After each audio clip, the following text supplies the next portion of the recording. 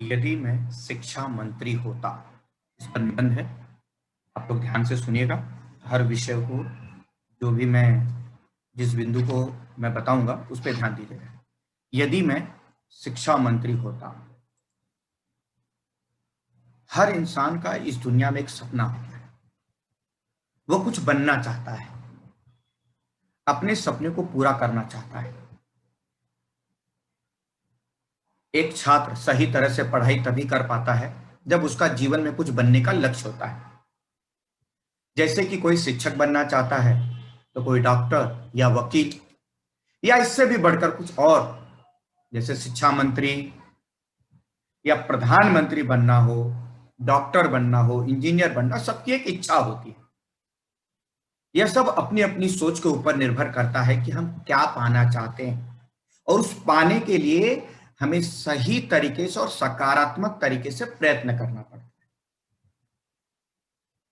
मैं जब 11वीं क्लास में पढ़ता था, तभी से अपने स्कूल की स्थिति को देखकर मैं सोचा करता था, काश मैं कुछ ऐसा होता जिससे अपने स्कूल की स्थिति को बदल सकता, अर्थात मैं अपनी शिक्षा व्यवस्था को पूरी तरह से बदल सकता।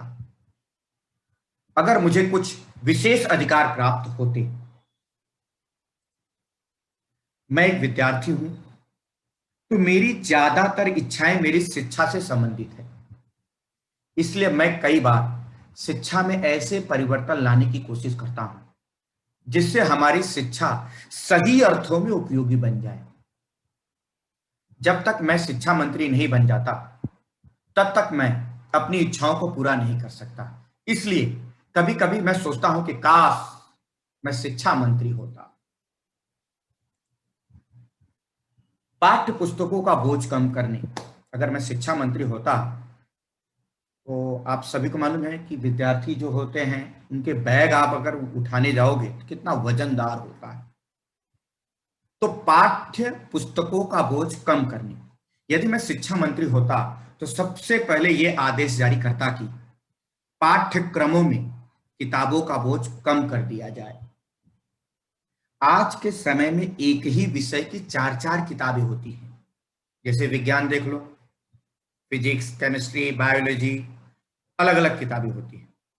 हिंदी में भी लैंग्वेज का अलग होता है, लिटरेचर का अलग होता है, इसी तरह और भी विषयों में। तो आज के समय में एक ही विषय के 4-4 किताबें होती हैं। विद्यार्थी उन्हें देखकर ही घबरा जाता है और उसे कुछ भी समझ में नहीं आता। डर, पढ़ने के पहले उसके अंदर डर आ जाता है, फोबिया बोलते आ जाता है। विद्यार्थी उन्हें देखकर असमंजस में पड़ जाता है। असमंजस मतलब हैरानी में, करे तो क्या करे। जहां आदमी के अंदर थोड़ा बहुत डर आ जाता है, कॉन्फिडेंस में कमी आ जाता है, तो वह काम अच्छे प्रकार से नहीं हो पाता।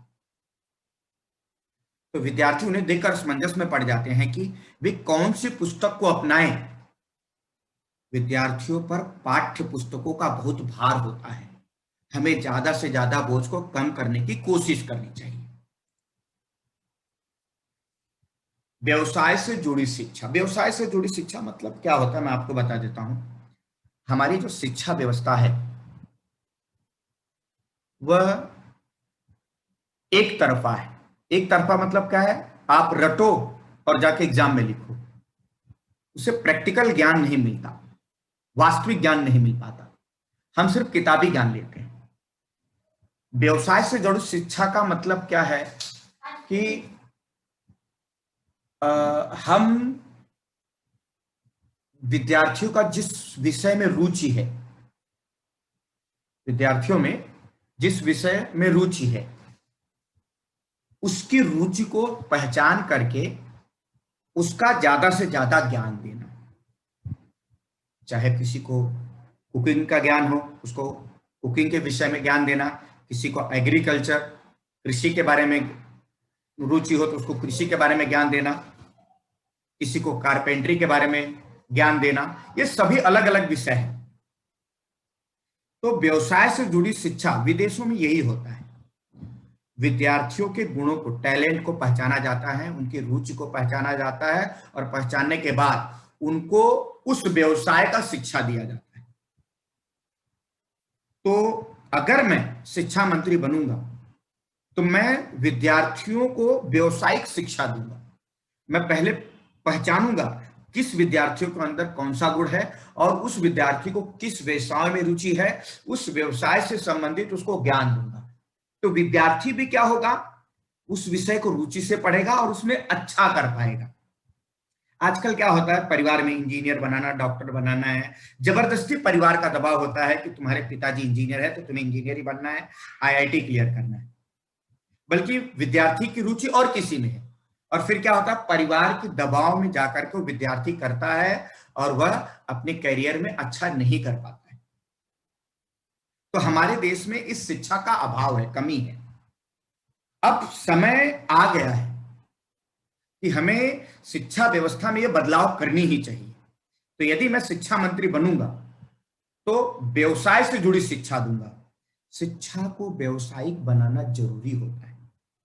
आज की वर्तमान शिक्षा प्रणाली जो है, जो प्रेजेंट टाइम में हमारी जो सिस्टम है एजुकेशन का, किताबी कीड़ा बनाती है और बाद में बेकार नौजवानों की पंक्ति में लाकर खड़ा कर देते। आप हमारे यहाँ देखोगे, पढ़े लिखे लोग बहुत ज्यादा है और बेरोजगार है, अनएम्प्लॉयमेंट। इस व्यवस्था को बदलने के लिए मेहनत और साहस की जरूरत होती है। लेकिन मुझे भरोसा है कि जब मैं शिक्षा मंत्री बन जाऊंगा तब मैं अपनी मन की इच्छा को पूरा जरूर करूंगा। मैं विद्यार्थियों के गुणों को, टैलेंट को पहचानूंगा, उनका किस व्यवसाय में रुचि है, उस विषय को समझूंगा और उनको उस विषय के अनुसार ज्ञान देने की पूरी कोशिश कराऊंगा।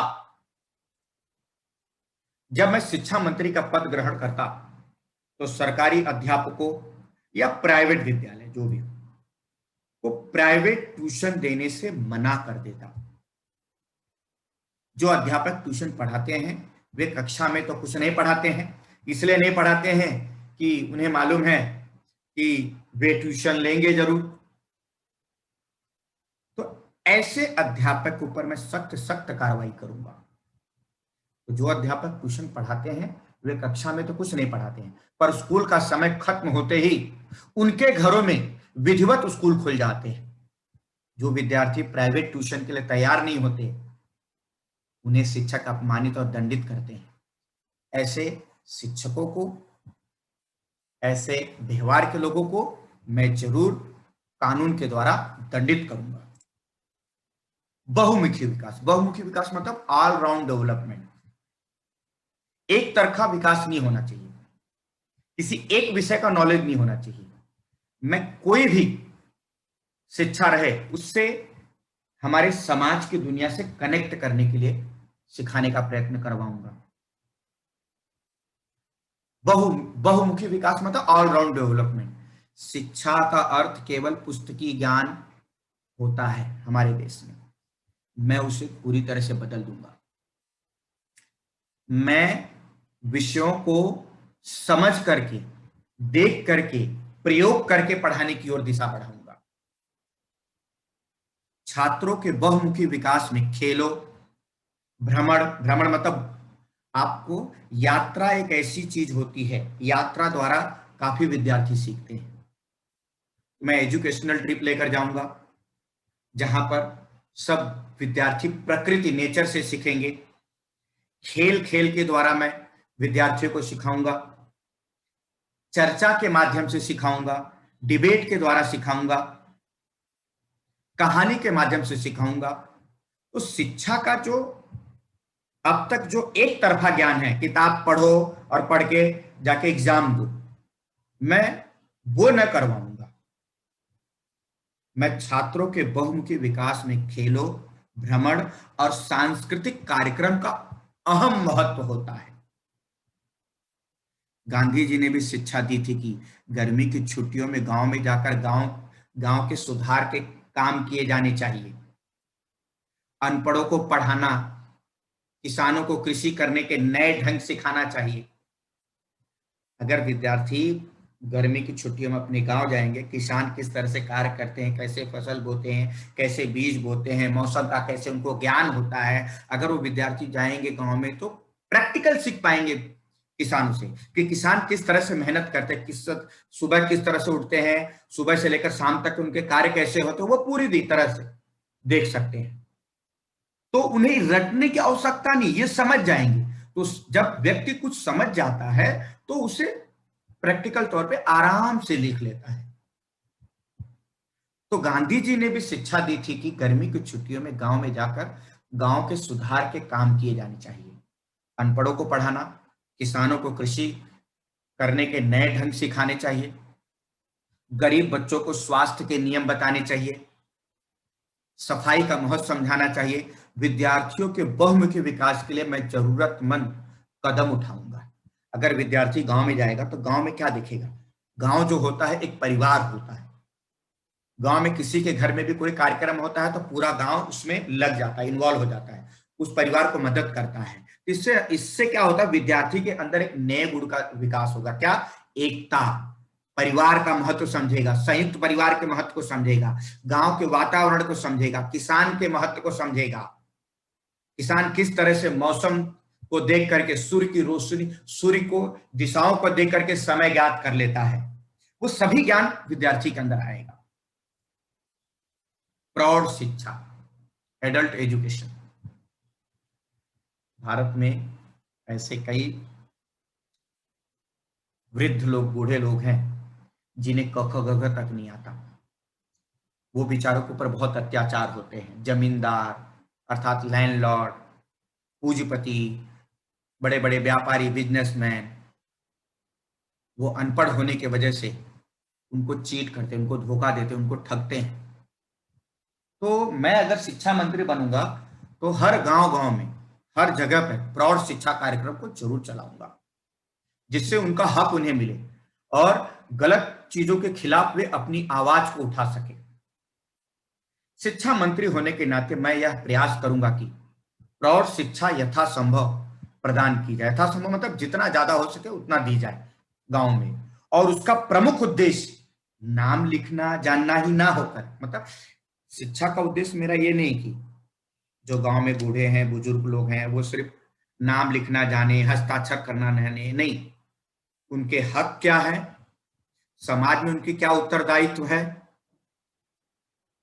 कौन सा गलत है और किसके खिलाफ आवाज उठाना है, किसको सहायता करना है, वो सभी शिक्षा के द्वारा ही उनके अंदर ये विकास किया जा सकता है। तो मैंने कहा शिक्षा मंत्री होने के नाते मैं यह प्रयास करूंगा कि प्रौढ़ शिक्षा यथासंभव प्रदान की जाए और उसका प्रमुख उद्देश्य नाम लिखना जानना ही ना होकर सामाजिक तथा बौद्धिक विकास भी करना रहेगा, जिससे प्रत्येक नागरिक अपने अधिकारों के प्रति जागरूक हो। हर जो भी पढ़ लिख लेता है तो उसको अपने अधिकार मालूम होते हैं। फ्रीडम क्या है, लोकतंत्र क्या है, डेमोक्रेसी क्या है, क्या हमारा हक है, वो सभी मालूम हो जाता है।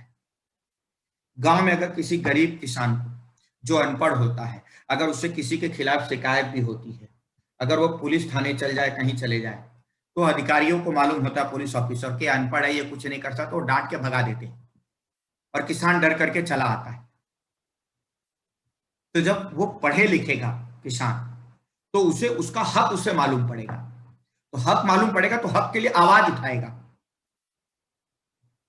तो यहां वही बोला गया है, सिर्फ शिक्षा का उद्देश्य ये नहीं कि नाम लिखना या जानना, हस्ताक्षर करना नहीं होता है, सामाजिक तथा बौद्धिक विकास भी करना रहेगा, जिससे प्रत्येक नागरिक अपने अधिकारों के प्रति जागरूक हो सके, अन्याय का सामना करने के लिए कमर कस सके तथा शिक्षा के स्तर को बढ़ावा देने में अहम योगदान दे सके।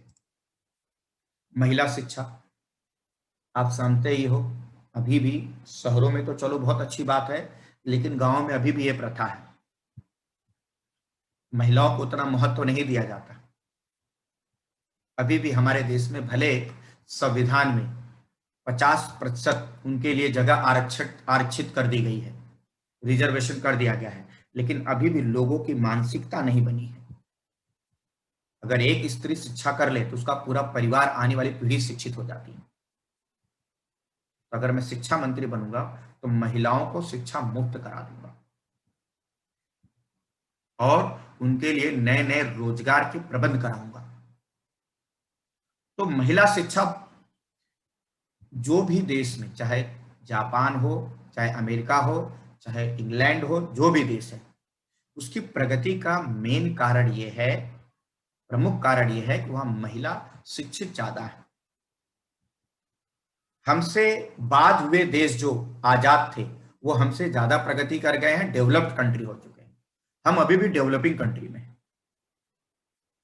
तो महिला शिक्षा ही एक ऐसा है जो भारत को फिर से विश्व गुरु बनाएगा, फिर से सोने की चिड़िया बनाएगी। महिला शिक्षा, विश्व के कई देशों में आज भी महिला शिक्षा का स्तर कम है। भारत में भी स्त्री शिक्षा का प्राचीन काल से ही विरोध होता रहा है और यही कारण है कि आज तक महिला साक्षरता की दर कम है। जब तक महिला शिक्षित नहीं होगी देश की प्रगति नहीं हो सकती, क्योंकि महिला दो परिवारों को शिक्षित बना सकती है। इसलिए मैं महिला शिक्षा की समुचित पूरी तरह से व्यवस्था करने पर जोर देता हूं और जोर दूंगा। माध्यम का माध्यम ये होता है, अर्थ ये होता है कि विद्यार्थी इंग्लिश मीडियम से पढ़े या मराठी मीडियम से पढ़े, हिंदी मीडियम से पढ़े या गुजराती मीडियम से पढ़े। मैं आपको बता देता हूं, वह देश आज सबसे आगे गया है जिस देश ने अपनी भाषा में ज्ञान लिया हो, शिक्षा लिया हो। चाहे आप जापान देख लो, चाहे चीन को देख लो। इसी प्रकार से और कई देश हैं जो अपनी भाषा का प्रयोग करके ही आज बहुत प्रगति कर चुके हैं। और हमने क्या किया है, विदेशी संस्कृति को अपना लिया है, अंग्रेजी को अपना लिया है। अगर हम अपनी भाषा में सीखते तो आज शायद हमारे देश की स्थिति यह नहीं होती। तो मैं अगर शिक्षा मंत्री होता तो शिक्षा का माध्यम क्या होना चाहिए? वर्तमान समय में हमारी शिक्षा का माध्यम अंग्रेजी भाषा बनी हुई है। इसे विदेशी भाषा को समझने और जानने के लिए हमारी पूरी बौद्धिक शक्ति नष्ट हो जाती है, क्योंकि हम जब अंग्रेजी सीखते हैं, अंग्रेजी जो करते हैं, तो हम विदेशी संस्कृति को ही सीखते हैं। अगर मैं शिक्षा मंत्री के रूप में मैं अपने कर्तव्यों को पूरी तरह समझूंगा और मैं बच्चों और माता पिता को स्वयं खुद की भाषा को चुनने की स्वतंत्रता दूंगा, मुझे पूरा विश्वास है कि वो हिंदी भाषा को ही चुनेंगे। हम शिक्षा की तरफ बहुत कम ध्यान देते हैं। हमारे स्कूलों में जब अध्यापक होते हैं वहां पर विद्यार्थी नहीं होते। गांव में ऐसी होता है, अध्यापक है तो विद्यार्थी नहीं होते हैं। गांव में जाकर के शिक्षकों को, विद्यार्थियों को बुलाना पड़ता है। मैं पूरी तरह से, अगर मैं शिक्षा मंत्री बनूंगा तो मैं पूरी तरह से शिक्षा जो है मुफ्त कर दूंगा। मैं मुफ्त कर दूंगा। हम शिक्षा की तरफ बहुत कम ध्यान देते हैं। हमारे स्कूलों में जब अध्यापक होते हैं वहां पर विद्यार्थी नहीं होते, और जहां पर विद्यार्थी होते हैं वहां पर योग्य अध्यापकों की कमी होती है। कहीं कहीं पर तो विद्यालय के भवन ही नहीं होते। आप देख रहे हो, ये एक शिक्षक है इस चित्र में किस तरह से पेड़ के नीचे खड़े होकर के विद्यार्थियों को पढ़ा रहे हैं। यहाँ तो कुर्सी भी है, कई जगह तो कुर्सी भी नहीं होती, विद्यार्थी नीचे बैठे होते हैं। कहीं कहीं पर तो विद्यालय के भवन ही नहीं होते और खेल के मैदान किसी किसी विद्यालय के साथ ही दिखाई देते हैं। मैं स्कूलों और कॉलेजों से राजनीति को साफ कर दूंगा। राजनीति मतलब इंटरनल पॉलिटिक्स भी हो, या मैं ये भी करूंगा कि कोई भी पॉलिटिकल पार्टी किसी को एडमिशन के लिए, किसी चीज के लिए दबा नहीं जाए। मैं अगर एजुकेशन मिनिस्टर बनूंगा, मैं अगर शिक्षा मंत्री बनूंगा तो रिजर्वेशन खत्म कर दूंगा, आरक्षण खत्म कर दूंगा। जो विद्यार्थी जिस योग का अंक पा रहा है उस योग के कॉलेज में जाएगा, उस योग के फील्ड में जाएगा। मैं योग्य छात्रों को, ज्ञानी छात्रों को और गरीब छात्रों को छात्रवृत्तियों की व्यवस्था करूंगा। छात्रवृत्ति मतलब स्कॉलरशिप दूंगा। शिक्षा व्यवस्था में परिवर्तन करने से देश की हालत को बदला जा सकता है। जापान जैसा देश अपनी उद्देश्यपूर्ण व्यवस्था की वजह से ही इतने कम समय में आज उन्नति के शिखर पर पहुंच गया है। मैं भी संसार को बता देता कि भारत के विद्यार्थी भी देश के निर्माण में बहुत ही महत्वपूर्ण भूमिका निभा रहे हैं। लेकिन अभी तो बस यही दोहराना पड़ता है कि काश मैं शिक्षा मंत्री होता।